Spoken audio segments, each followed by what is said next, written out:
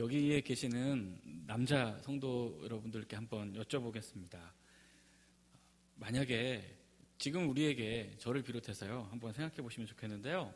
만약에 지금 우리에게 아내가 2명이라면 어떠시겠습니까? 여자분들한테도 한번 여쭤볼까요? 혹시 남편이 2분이시라면 어떠시겠습니까? 이 긴 명절, 가야 될 시댁도 2곳, 그죠? 섬겨야 될 시어머니도 2분, 가야 될 처가도 2곳, 모셔야 될 처가도 2곳. 별로 그렇게 좋아 보이지는 않습니다. 오늘 본문을 보니까요, 라멕이라는 사람이 2명의 아내를 맞이합니다. 사실 별로 좋을 거 없잖아요. 그럼에도 불구하고 2명의 아내를 거느리고픈 욕망이 사람 속에 가득한가 봅니다. 이 라멕, 2명의 아내를 맞이해서 살아가는 이 인생을 통해 하나님을 떠난 인생이 얼마나 어리석고 비참한 존재인지, 하나님을 떠난 인생의 전형적인 모습을 이 라멕이라는 사람이 보여주는데요. 오늘 이 말씀을 함께 나누면서 우리의 지금 모습은 어떠한지, 우리의 삶과 우리의 믿음은 하나님에게서 혹시나 벗어나 있는 것은 아닌지, 이 말씀을 거울 삼아 우리의 모습을 깊이 비추어 보고 또 되돌아보는 그런 은혜가 여러분들과 저에게 있기를 예수 그리스도 이름으로 축원합니다. 라멕이 2명의 아내를 얻었습니다.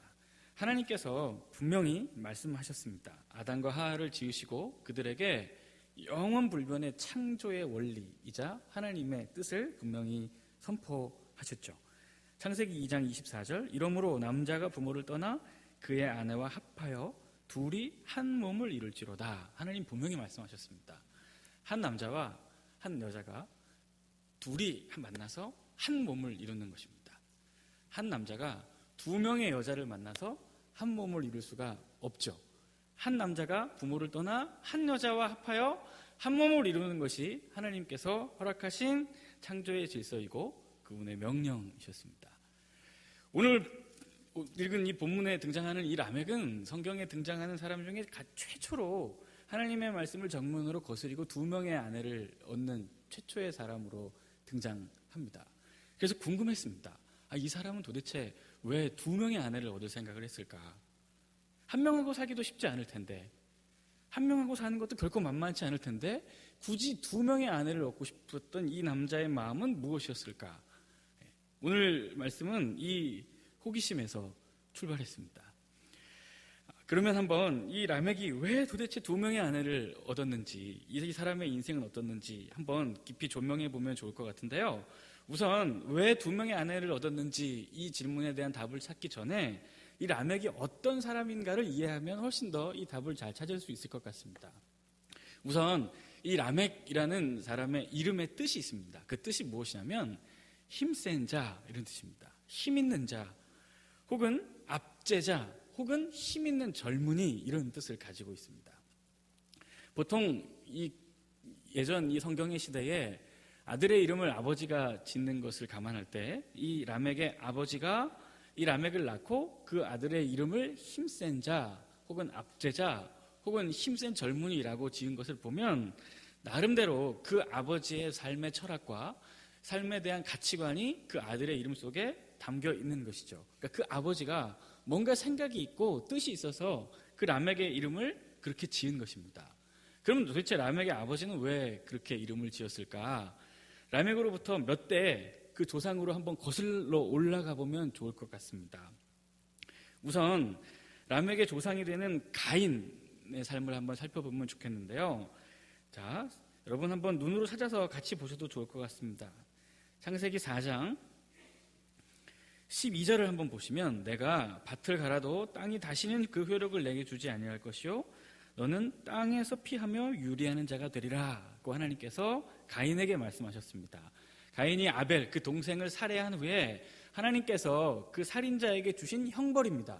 너는 이제부터 땅에서 살 수 있는 존재가 아니다. 땅이 다시는 너에게 효력을 내지 못하고 너는 이 땅에서 유리하는 자가 될 것이라고 하나님이 말씀하셨습니다. 땅에서 효력을 얻을 수 없대요. 무슨 말이냐면 이 가인이 어디에 가서든지 땅을 파고 씨앗을 심었을 때 어떤 땅에서도 그 씨앗이 열매를 내지 않을 거라는 것입니다. 그러니 어느 한 땅에 정착을 해서 그 땅에 씨를 뿌리고 씨를 뿌리고 나무를 심었는데 열매가 자라질 않아요. 그러면 어떻게 하죠? 먹고 살 것이 없고 도대체 그 땅에서 열매를 얻을 수가 없으니까 이제는 다른 곳으로 또 옮겨갈 수밖에 없는 것입니다. 아무리 옮겨 다녀도 절대로 그가 있는 땅에서 효력이 발생하지 않습니다. 그가 농사짓는 땅에서 열매가 나지 않습니다. 그는 죽을 때까지 끊임없이 땅을 유리하면서 방황하는 인생으로 저주를 받게 된 것입니다.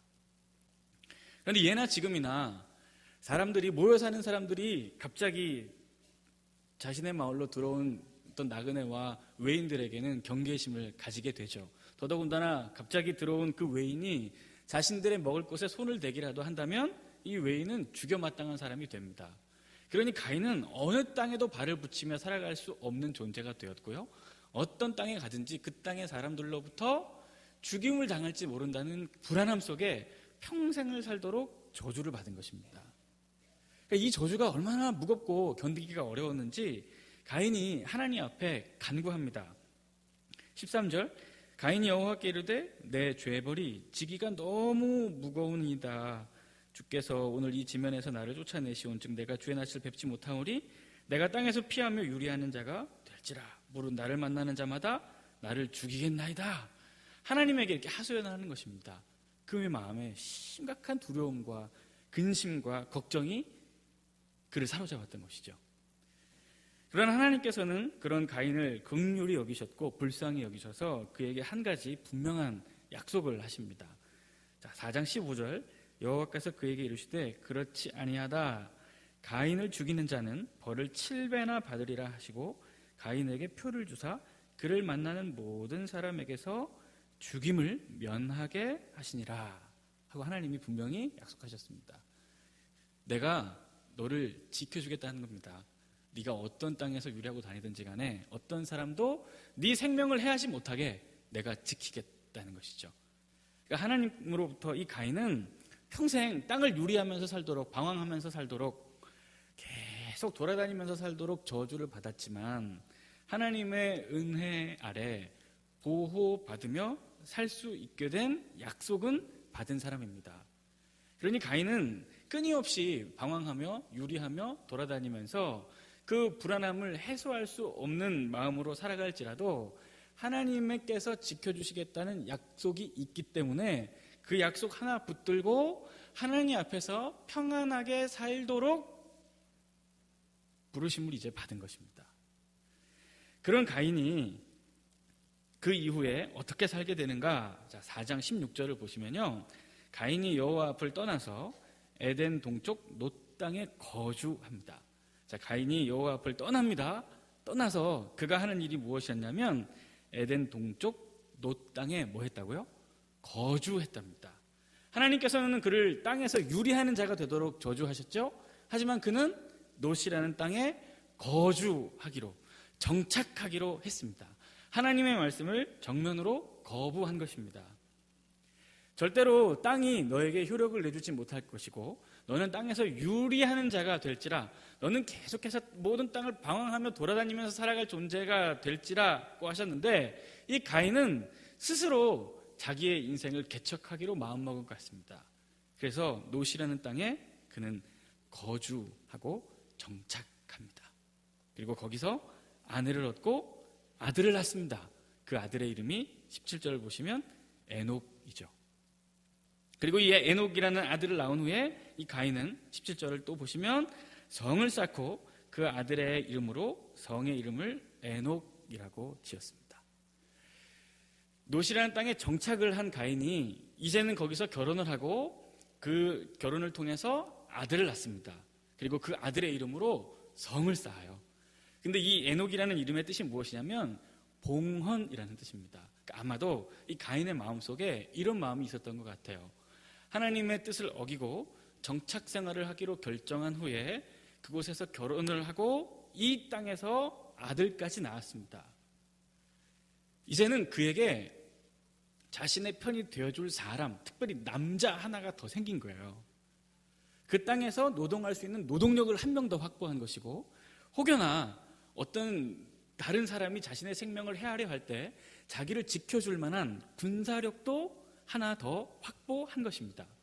그래서 이 가인은 자신의 아들의 이름을 딴 성을 지은 것입니다.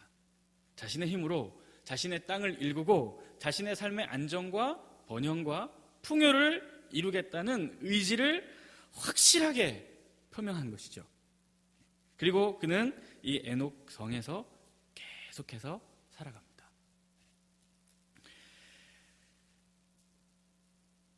이런 가인의 인생의 가치관과 스스로 자신의 힘으로 인생을 살아보고자 하는 그 마음은 계속되는 아들들의 이름을 통해서 점점 더 구체적으로 나타나는데요. 자, 18절을 또 보시면 에녹이 이랏을 낳고 이랏은 무야엘을 낳고 무야엘은 무두사일을 낳고 무두사일은 라멕을 낳습니다. 자, 이 아들들의 이름을 보시면 참 재밌습니다. 우선 이랏이라는 아들을 낳았는데요. 이 아들의 이름은 뭐냐면 도시에서 나온 자 이런 뜻입니다. 그러니까 아마도 이 아들은 추정해 보건대 또 이 에녹이라는 성에서 나와서 또 다른 성을 건설한 것 같아요. 그러니까 그 가인의 가문의 세가 확장된 것으로 보입니다. 또 이 이랏의 아들인 무후야엘이라는 이 아들의 이름의 뜻은 무엇이냐면 하나님에 의해서 말소된 혹은 하나님에 의해서 이렇게 맞은 이런 뜻을 갖고 있습니다. 그러니까 이미 자신들 스스로도 내가 하나님으로부터 징계를 받았고 하나님이 원하시는 인생의 방향과는 정반대로 가고 있다고 이미 다 생각하고 있는 것 같습니다. 점점 더 멀어지고 있다고 스스로 생각하는 것이죠.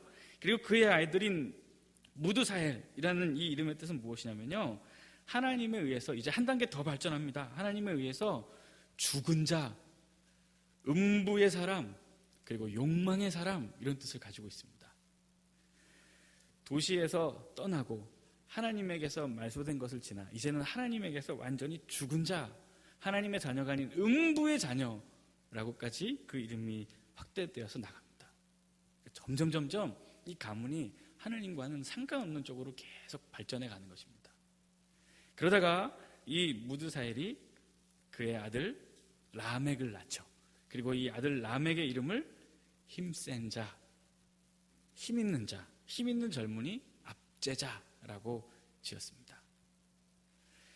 4대의 시간이 거듭되는 동안 아무 일이 벌어지지 않고 오히려 자신의 가문의 세가 확장되는 모습을 보면서 아마도 이 가문은 스스로 어떤 자신이 진리라고 말할 수 있는 어떤 가치관을 깨달은 것 같습니다. 아, 하나님이 없어도 힘이 있으면 살 수 있구나. 하나님이 없어도 노동력이 있고 군사력이 있으면 살 수 있구나.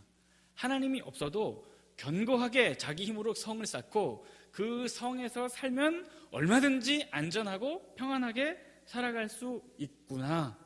이 사실을 라멕의 이름을 통해서 확연하게 만천하에 드러내는 것입니다. 힘센 자, 힘 있는 자, 압제자, 하나님 없어도 살아난다 이것입니다.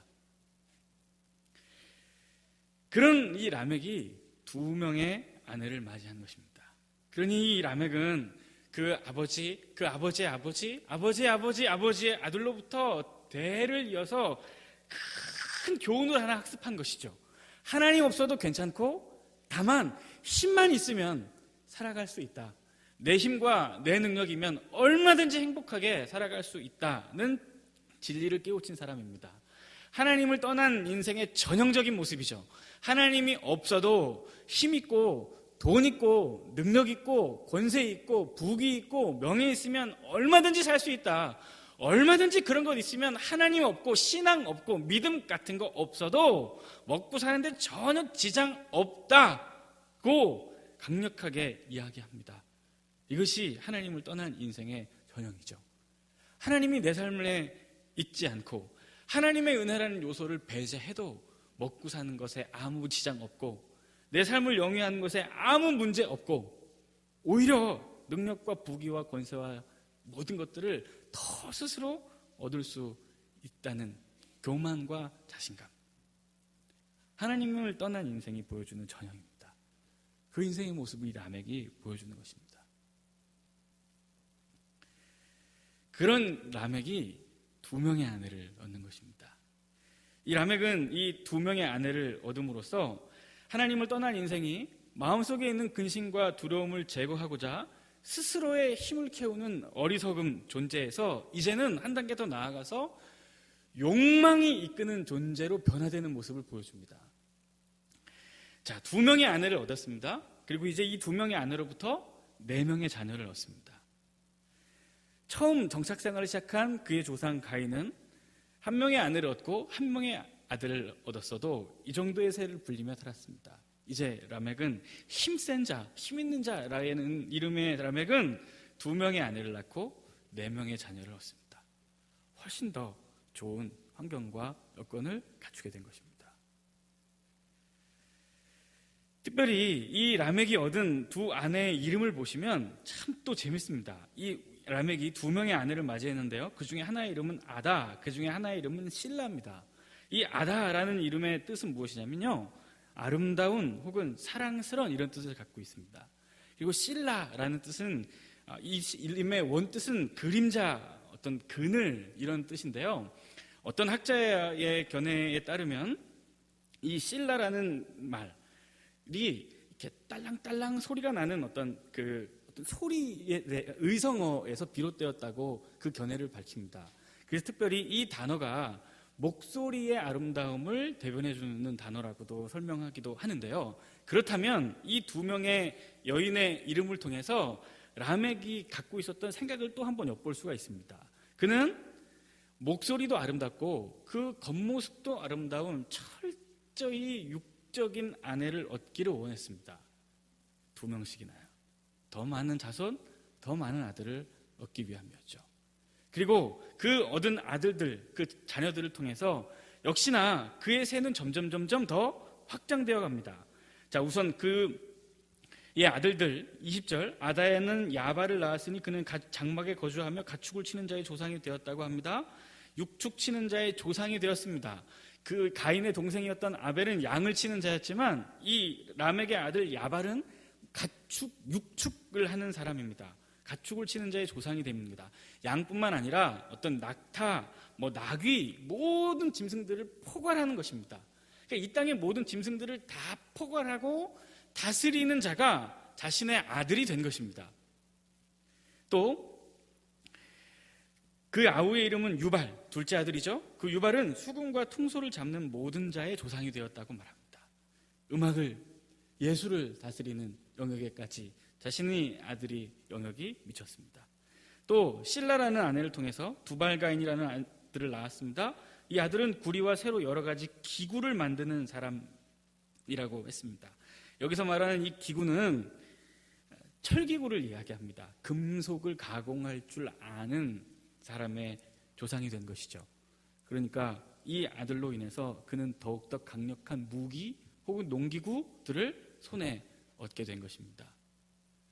또 마지막 두발가인의 누이 나아마, 이 딸의 이름은 즐거움, 기쁨이라는 뜻인데요, 굉장히 육신적이고 말초적인 쾌락을 의미하는 단어입니다. 이 모든 것들을 통해서 굉장히 마음이 즐거웠던 것 같아요. 그리고 이 딸을 낳고 그 이름을 그렇게 지은 것입니다. 점점 더 이 라멕의 세는 확장되어 갑니다. 자기 아들들이 이 땅의 모든 육축 치는 자의 조상이 되고 음악과 예술을 다스리는 아들이 생겨나고 또 철기구까지 금속까지 능수능란하게 다루는 아들들을 통해 그의 영역, 그의 나라, 그의 고유의 삶의 영역은 더욱더 견고한 성으로 변모해 갑니다. 어쩌면 가인은 자신의 마음속에 있는 근심과 걱정, 누군가 자기를 죽일지도 모른다는 그런 두려움과 불안함 때문에 처음 정착해서 성을 쌓고 아내를 얻어서 아들을 얻었는지도 모르겠습니다만 이제 라멕은 그 정도의 수준이 아닙니다.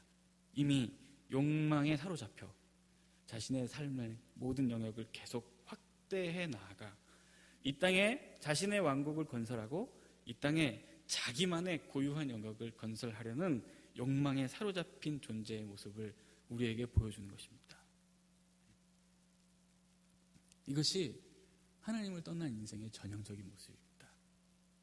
하나님의 뜻, 모든 사람을 살리고 모든 사람과 더불어 화목하고 생명을 구원하고 나누고 베풀며 희생하고 사랑하고 용서하며 사는 그런 거 말고요. 더 가지고 더 빼앗고 더 착취하고 더 눌러서라도 더 많이 가지고 더 많이 누리고 더 많이 성공하고자 하는 욕망의 존재, 하나님을 떠난 인생의 전형적인 모습입니다. 이제 그는 한 단계 더 나아갑니다. 그 욕망을 이루기 위해서 이제 하나님과 신앙까지 이용하는 모습을 이 라멕은 보여줍니다. 자, 23절을 함께 볼까요? 라멕이 아내들에게 이르되 아다와 실라여 내 목소리를 들으라. 라멕의 아내들이여 내 말을 들으라. 나의 상처로 말미암아 내가 사람을 죽였고 나의 상함으로 말미암아 소년을 죽였도다고 합니다. 자, 여기서 나의 상처로 말미암아 사람을 죽였답니다. 여기서 말하는 이 상처는 패자라는 히브리어인데요, 말 그대로 상처입니다. 상처. 넘어져서 까졌을 때 생기는 상처, 혹은 어디 부딪히거나 넘어졌을 때 멍드는 어떤 타박상, 찰과상 정도의 작은 상처의 흔적을 말하는 단어입니다. 근데 이 라멕이 누군가로부터 상처를 입었어요. 그러니까 누군가가 실수를 했는지 아니면 일부러 그랬는지 요만큼 조금 찢어지고 피가 났습니다. 아니면 조금 멍이 들고 타박상이 생겼습니다. 붓기가 오른 거예요. 그러나 라멕은 자기가 입은 상처로 인해 어떻게 하느냐면 그 사람을 죽입니다. 어쩌면 이 살인은 정당성을 띨 수도 있습니다. 왜냐하면 누군가에게 상처를 입었기 때문에 그 상처에 대한 나름의 보응인 것이죠. 성경도 이런 언급을 합니다. 소를 훔쳐간 자는 소로 갚고 생명을 잃게 한 자는 생명으로 갚는 것이죠. 그런 것으로 미루어 보면 상처를 입게 한 사람에게 어떤 상해를 입혀서 그를 죽였다? 조금 과한 면이 있긴 하지만 나름으로 정당방위, 정상 참작이라고 말할 수 있는 여지는 있습니다. 그러나 상처를 입어서 사람을 죽였다? 이것은 공의를 복수로, 아니죠, 자신의 복수를 공의를 이루기 위함이었다는 정당성에 대한 세탁에 불과합니다. 상처를 입었는데 사람을 죽여요?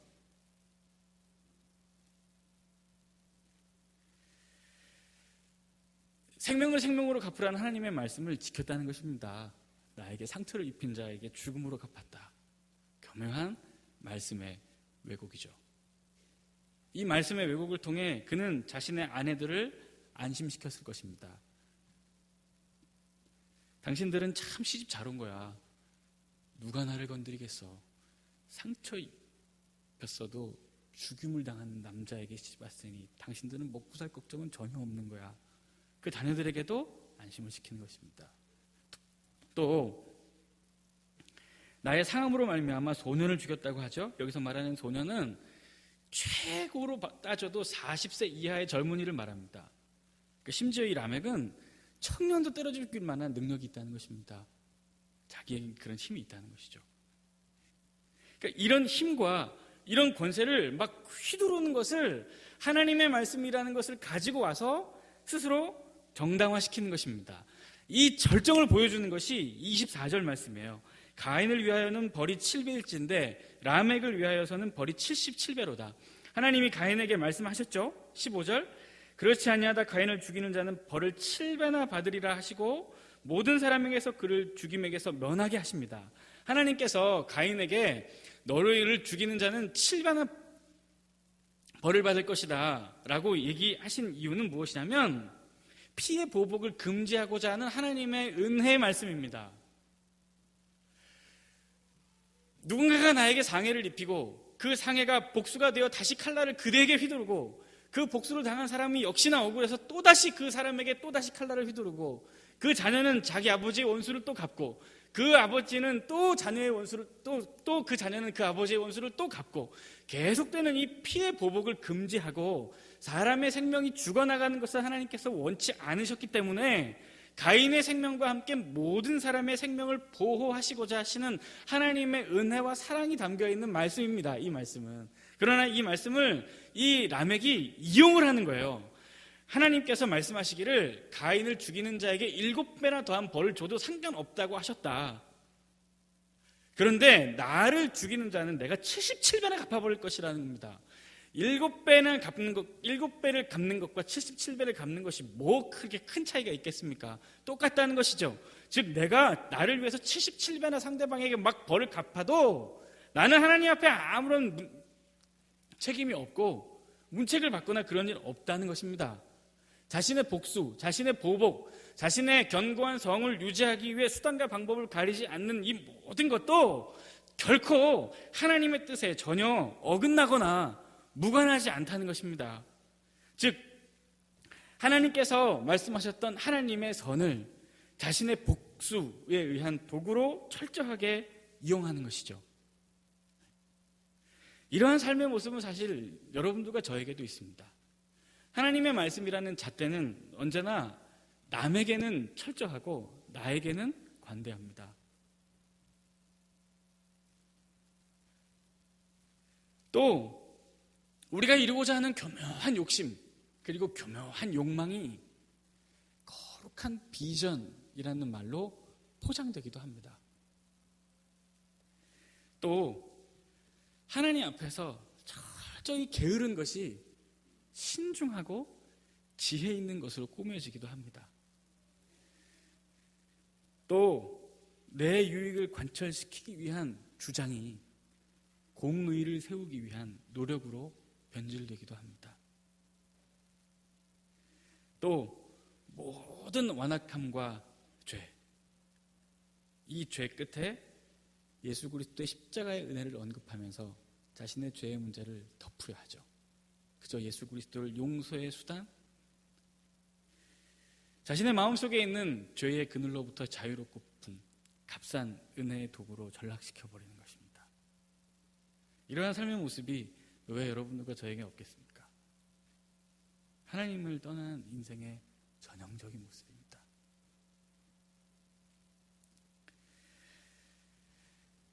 하나님께서 분명히 말씀하셨습니다. 그러므로 남자가 그 부모를 떠나 아내와 합하여 한 몸을 이룰지로다.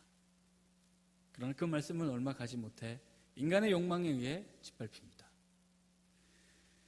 가인을 죽인 자는 벌을 7배나 받으리라. 하나님이 이 땅에 진짜 그야말로 당신의 공의와 사랑을 세우기 위해 선포하신 말씀이 욕망을 이루기 위한 도구와 수단으로 전락합니다. 또 하나님 없이는 살 수 없이 창조된 인생, 끊임없이 그 마음속에 공허함과 두려움과 근심이 있어 하나님을 경외하고 하나님 앞에 나아가 꾸준히 하나님으로부터 은혜를 받지 않으면 결코 살 수 없는 인생이, 하나님이 아니어도 힘이 있으면 살 수 있는 인생, 오히려 더 행복하고 더 견고한 성을 쌓고 살아갈 수 있는 인생이 될 수 있다는 희한한 진리, 하나님을 떠난 사람들에 의해서 오늘도 입증되며 살아가고 있습니다. 잠언 18장 11절 말씀, 부자의 재물은 견고한 성이라 그가 높은 성벽같이 여기느니라. 하나님을 떠난 인생이 의지하고 바랄 것이 무엇이겠습니까? 자신의 재물, 자신의 힘, 자신의 권위, 권세, 명예 뿐입니다. 이것을 얻으려면 욕망해야죠. 욕심을 더 부려야 합니다. 이 욕심과 욕망을 이루어내려면 무지막지하게 짓밟아야죠. 빼앗아야죠. 착취해야 합니다.